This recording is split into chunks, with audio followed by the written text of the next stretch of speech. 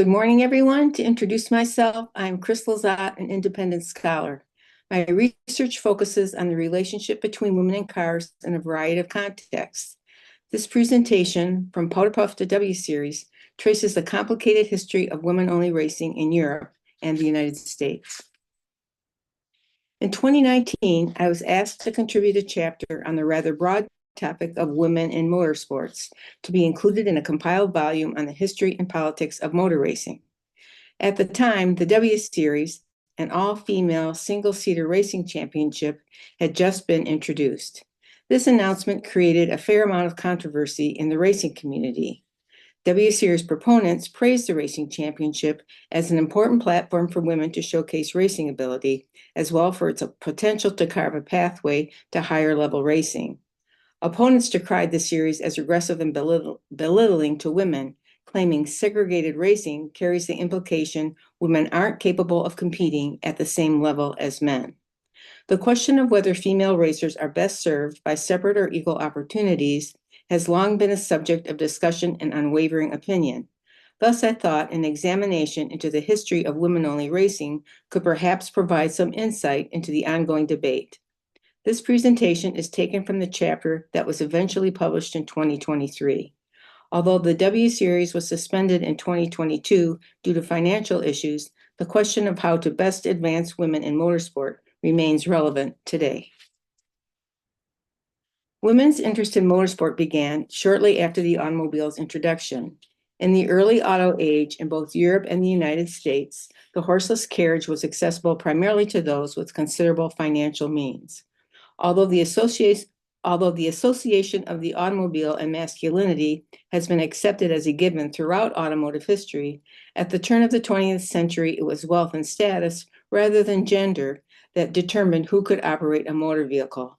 Thus, it was not unusual for well-off women to join men as driving enthusiasts. The permission awarded to early women drivers allowed them to call upon the automobile to expand social, physical, and political horizons. Female motorists of significant means were, in fact, the first to engage in cross-country automobile trips. While these tours often served as auto company publicity stunts, they also effectively presented women on the national stage as legitimate motorists. Yet for some women, long-distance tours were not enough. To satisfy a newfound passion for driving, they turned to racing. By the early 1900s, informal and formal racing events were being held in Europe and the United States in a variety of venues. On both sides of the Atlantic, upper-class women gained notoriety, if not success, as female racers. Camille Dugas of France was recognized as the first female star of motorsports. Through her impressive racing accomplishments, Britain's Dorothy Levitt earned the right to call herself the fastest woman on Earth. Joan Newton Cuneo went on to become perhaps the most well-known female motorist in the U.S. until abruptly shut down in 1909 by the American Automobile Association, when women were officially forbidden to participate in the organization's motorsport events.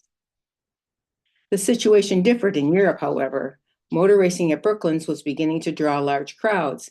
Eyeing a potential for profit, race authorities relented and allowed women onto the track, albeit in special event women-only races.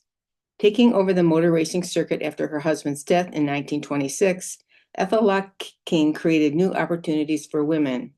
Organizations such as the Ladies Automobile Club at Brooklands and the Automobile Club Féminin de France became important networks for the development and promotion of female racers. In these European venues, women had the opportunity to demonstrate they could race as competitively as men. World War II altered the possibilities for female racers in both Europe and the United States in conflicting ways. In Britain, the post-war period witnessed a change in attitudes regarding female racers. New personnel at Brooklands, the retirement of former female racers, and increased emphasis on the dangers of the sport contributed to the return of traditional opinions opposing women drivers' involvement in motor racing. The prevailing mood was no longer conducive to women on the track. Public spirit required that every woman look after her war veteran and produce children. In post-war America, however, women, nearly invisible on the track since the AAA ban, were the beneficiaries of new motorsport opportunities. Motorsport, which had long existed as an activity for the rich, soon became accessible to those of lesser means. These amateur competitions became fan favorites, as anyone with a vehicle and a bit of daring could participate. Women who accompanied boyfriends or husbands to the racetrack were soon offered the opportunity to compete in separate ladies' races, most often referred to as powder puff. In the late 1940s and early 1950s, powder puff races were created to address a number of concerns. Women who accompanied male racers had little to do once arriving but watch and wait. In the masculine world of motorsports, women served primarily as uniform washers, picnic lunch makers, and cheerleaders. Confined to the sidelines, female interest in the race experience soon began to wane. Race promoters, fearful women's lack of enthusiasm would keep boyfriends and husbands from entering events, saw an opportunity to keep women occupied and in the process increase the gate. Girlfriends and wives were encouraged to borrow cars from male companions and race against each other as a special attraction. Powder puff participants often had limited driving experience, but were encouraged to take part to show support for a male companion's motorsports hobby. While many women participated tentatively, there were some dissatisfied with roles as tag-alongs who desired to race competitively. But because most tracks prohibited women from racing against men, powder puff competitions became the primary way to develop confidence behind the wheel, gain track experience, hone racing skills and strategies, and show the guys that they could do it too. On most tracks, powder puff races were often more spectacle than serious competition. As an auto journalist recalls, the women also had to participate in a gong show type agenda. They might have to run so many laps, stop to eat a piece of watermelon, run up into the stands and kiss the man of their choice, then resume the race, or stop after so many laps to wrestle with a greased pig. As another noted, powder puff were the type of events in which women were treated as less significant and where the men would kindly lend their race cars to women for just a few laps around the track. Clearly, women competitors were not taken very seriously. Yet despite the negative attitudes toward women racers, participation in powder puff often had a positive and powerful effect on women's lives. Women raced not only to support male companions, but also to expand social networks, gain confidence, and escape from everyday lives. Powder puff provided women with the opportunity to develop advanced driving skills, make important contacts, gain a little notoriety, and prove themselves as serious racers. Many, including those featured here, who went on to achieve a number of firsts in women's motorsport, began racing careers in powder puff. Other than premier events such as the Indianapolis 500 and NASCAR Championship, American post-war racing was primarily an amateur pastime. Races were run for trophies. Cash prizes were banned, as were donations from sponsors, car makers, or local businesses. While the conditions under which men and women raced were not the same, women received less track time and had fewer and shorter races than male counterparts, all racers were held to the same restrictions in terms of sponsorships and financial remuneration. As the decade concluded, top drivers from the sports car circuit were being lured by the considerable cash prizes of international competition. U.S. racing organizations fought back by creating racing events with comparable financial awards. Smaller venues, losing top drivers and paying crowds, sought sponsors to stay in business. While the move toward the commercialization of motorsports affected all amateur racers, regardless of gender, it was ultimately responsible for the decline of all female racing. Without amateur ladies' races, women lost an important platform from which to gain experience and exposure. While ladies' races were often the subject of derision and disparagement, they were without question instrumental in bringing the racing experience to an increasing population of female motorsport enthusiasts. As the professionalism of racing resulted in reduced possibilities for female racers, women's racing teams emerged as one of the few opportunities to fill the void. During the 1970s, two racing organizations in Europe and the United States developed all-female racing teams. While the primary motivation was the marketing and promotional potential of photogenic female racers, the very existence of these teams allowed for increased women's motorsports participation. During the early 1970s, Bob Mayret, a French dentist and former rally competitor, convinced Aseptacle, a brand of toothpaste created by his company, to sponsor a European all-female rally team. As part of Aseptacle's wide-reaching PR campaign, the team was composed of attractive women with varying degrees of driving skills, outfitted in matching pink racing ensembles that complemented the red, white, and strawberry pink racing cars. The team's first outings in 1973 were early season Alpine rally events in France and provided challenging competition as well as all-important promotional opportunities. Over the next 20 years, Team Aseptacle had varying degrees of success. Team Aseptacle inspired the formation of other all-ladies rallies teams in Europe, and while the women served primarily as marketing tools for the owner, sponsors, and race promoters, it also brought attention, both positive and negative, to individual drivers in particular and motorsport women in general. Many who spent a season or two driving for excuse me. Many who spent a season or two driving for Team Aseptacle, including those featured here, were able to fashion solid careers as rally drivers. Yet more significantly, Team Aseptacle and the all-female racing teams it inspired suggested that women in motorsports were not, in fact, exceptions to the rule, but were part of a growing population of serious and competent female racers. Oops. Around the same time in the United States, the Macmillan Ring Free oil racing team sponsored a group of female racers known as the Motor Maids. The team was first assembled in 1966 to compete in the Daytona 24 Hours. Yet much like the European racing scene, the focus was on the all-female team was more promotional than professional. Publicity focused not on driving skills, but personal appearance.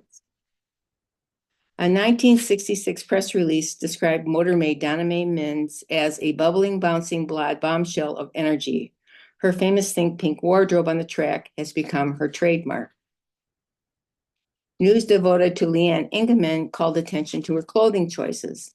Leanne's trademarks are her white turtleneck sweaters and a purple racing outfit that emphasizes the fact that this racing driver is all girl. Emphasis on physical appearance served two purposes. First, of course, was the utilization of attractive women as a promotional device. As women were a rarity in motorsports, female racers garbed in bright pink racing apparel made them stand out. They were perceived as a novelty, eye candy for male spectators, or an exciting diversion for speed enthusiasts. Secondly, it determinedly and purposefully framed female racers as appropriately feminine. Post-war culture increasingly stereotyped female athletes as unfeminine in demeanor, managed in their appearance, and incapable of maintaining heterosexual relationships with men. Calling attention to women's sexual attractiveness implied that not only are unfeminine, code for lesbian, women absent in motorsports, but participating in motorsports will not move a woman's sexual orientation in that direction. Selecting heterosexually appealing women and outfitting them to accentuate their femininity assured spectators and participants of both genders that female race car drivers were non-threatening women who adhere to traditional female gender roles as attractive sexual partners. Yet despite the focus on personal appearance, participation as a motor maid did create opportunities for a few of its members, including Janet Guthrie, who went on to become the first woman to qualify and compete in the 1977 Daytona 500. She was also the first woman and top rookie at the Indianapolis 500 the same year. Competing as a motor maid provided its drivers with experience, exposure, and future racing possibilities they were unlikely to have received otherwise. 50 years later, in September 2020, two all-female crews, the Iron Dames and the Richard Mille Racing Team, competed in the 24 Hours of Le Mans, the world's most famous endurance race. Although faced with shortened training sessions due to COVID, both teams had modestly successful runs. The Iron Dames claimed ninth place from the 22 starters in the LMGTE AM category. The Mille team finished an impressive ninth of the 24 LMP2 crews in their debut outing. The inclusion of these teams resulted in the highest female participation in the 24 hours since 10 women competed in 1935. Unlike previous all-female racing teams, promotional possibilities took a backseat to talent on the track. The teams were built around strong, experienced, and serious racers. The marketing focus was on individual and collective ability rather than on femininity or the color of the racing suits. Within the historically masculine motorsport enterprise, there is a perception that female-only teams and the drivers that inhabit them are inherently second-rate. Many competitors expressed reluctance to join the teams for that reason. However, the talent and teamwork on display at Le Mans demonstrated that with support, sponsorship, and opportunity, women could achieve success and respect in the motorsports arena. In the early 2000s, the Women's Racing Series emerged as an alternative all-female racing concept. While the all-female racing team expanded the opportunities for women's participation in high-performance racing events somewhat, women remained a significant minority. The Women's Racing Series, therefore, was created to address the lack of women in the higher echelons of motorsport by providing more openings for more women to develop the skills and experience necessary to move on to the next level. One of the earliest and more unconventional examples of this concept was Formula Women, an all-female-based motor racing championship created and marketed in association with the British media from 2004 to 2007. More than a race series, Formula Women shared many of its components with the UK's burgeoning reality television boom. The promoters did not solicit established racers. Rather, a team of 16 finalists was selected from over 10,000 applicants. Prospective drivers were subject to a series of assessments in driving skill, physical fitness, and media and public relations management. The series was also promoted as a male-free zone. As the applicant invitation read, the charm of Club Formula Women is that we operate in an entirely female environment, removing the stigma of intimidating male-dominated driving days. Formula Women drivers were initially intrigued by the prospect of participating in an all-female motor racing series. As relatively new to the racing scene, the women believed the unique experience would mold them for a possible career in the sport, and hoped the television exposure would create lucrative promotional and sponsorship possibilities. However, problems with the format, organization, and financial backing led to difficulties on and off the track. While Formula Women was created with the intent to provide increased motorsport opportunities for women, as well as to expand female interest in the sport, it ultimately failed to do either well. However, that over 10,000 applied to the Formula Women program certainly suggests a growing female interest in motorsport. And despite its inability to capture a loyal audience in its original incarnation, the Formula Women series was relaunched in post-COVID 2021. The media attention brought to the W Series has unquestionably provided an impetus for various racing organizations, including Formula Women, to encourage female interest in motorsports. The W Series was introduced in October 2018 as a unique, groundbreaking, free-to-enter single-seater motor racing series for women drivers only. The Formula 3 Championship Series was conceived to promote female drivers into Formula One. The objective was not only to produce top-notch racing for spectators and viewers on a global scale, but also to equip its drivers with the experience and expertise with which they may progress their careers. In its inaugural season, 18 drivers representing 13 countries, chosen from nearly 100 top female drivers across the globe, participated in 6 races at some of Europe's premier F1 racing venues. Those selected were required to take part in rigorous training programs centered on driving techniques, simulator exposure, technical engineering approaches, fitness, and media, conducted by instructors with Formula One experience. Efforts were taken to address the inequalities that plague many of the world's premier racing series. Drivers were not expected to attain sponsorships nor to shoulder any financial responsibility. All expenses were covered by the series organization. The 2019 series was a modest success. It experienced an increase in viewer interest and ratings after each race. By the end of the first season, the W Series was broadcast in over 50 countries, reaching up to 350 million households. At the end of the season, it was reported that in 2020, the top 8 championship drivers would collect points toward an FIA super license, an important entryway into Formula One. Despite the mostly positive press, W Series entered the racing arena under a cloud of controversy with much to prove. Not everyone, the media, racing organizations, race promoters, and the women themselves, was convinced a woman-only series was a step forward. Opponents argued since motorsports is one of the few competitions in which women can compete directly with men, female racers should take every opportunity to do so. Detractors claimed that much like the all-female racing competitions that preceded it, W Series was primarily a PR move, as women's success in these venues had little influence within the masculine F1 culture. The debate surrounding the W Series echoes that which has accompanied most configurations of the female motorsport since powder puffs entered the racing arena. For much of its existence, women's racing has been constructed as a frivolous sideshow, a trivial endeavor, a catwalk of second-rate drivers in pink racing suits. Although women's racing has come into its own in the 21st century, it cannot completely escape such long-standing disparaging associations. It is not surprising, therefore, that many choose to dismiss all-female racing as a way to distance themselves from these pervasive sexist, stereotypical representations. Secondly, throughout automotive history, critics have drawn on gender stereotypes, women as emotionally unstable, physically weak, and intellectually deficient, to frame women as interior drivers.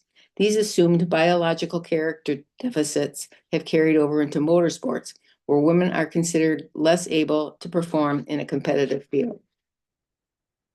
The arguments against the W Series assume an either-or position. Only one platform, segregated or non-segregated, best serves female racers. However, the W Series framed itself as an addition to, rather than replacement for, non-segregated racing.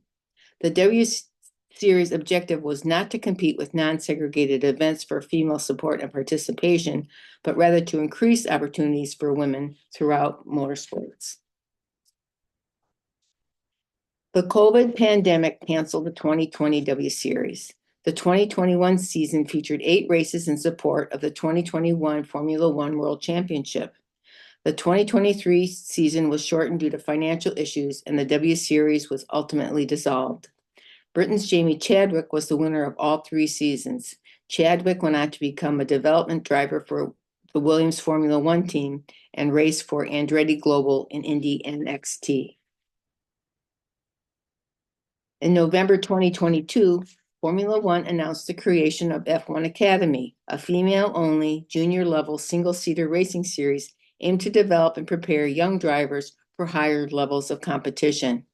Like Formula Woman and the W Series that preceded it, it was established to address the lack of female drivers in other racing series. Now in its 2nd season, the Academy has already witnessed an increase in female participation, with a 265% increase in cadet-age females qualifying for the British Karting Championships, the first step in a young woman's racing journey. In 2024, the F1 Academy Racing Series will compete across 7 countries, spanning 3 continents for the first time.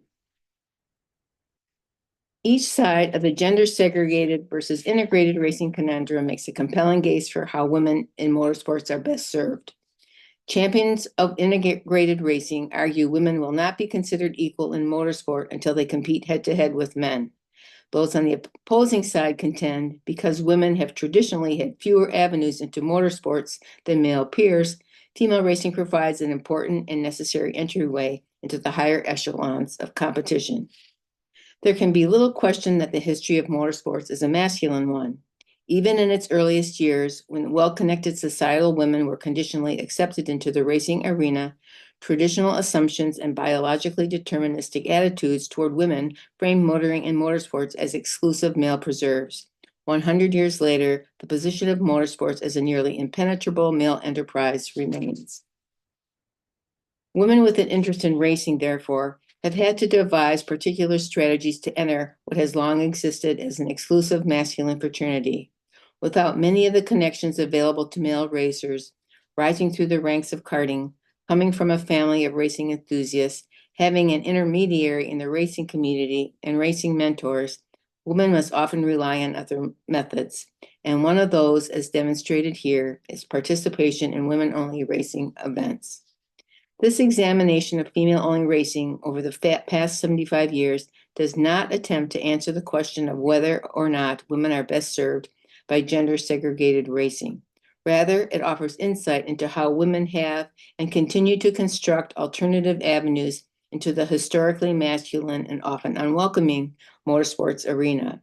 Through an inspection of women's engagement in female racing venues, from Powder Puff to W Series, it provides an opportunity to consider how segregated racing has both limited and empowered women's motorsports participation.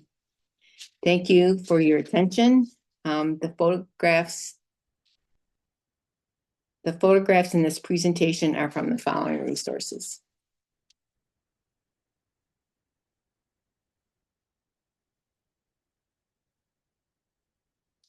Thank you.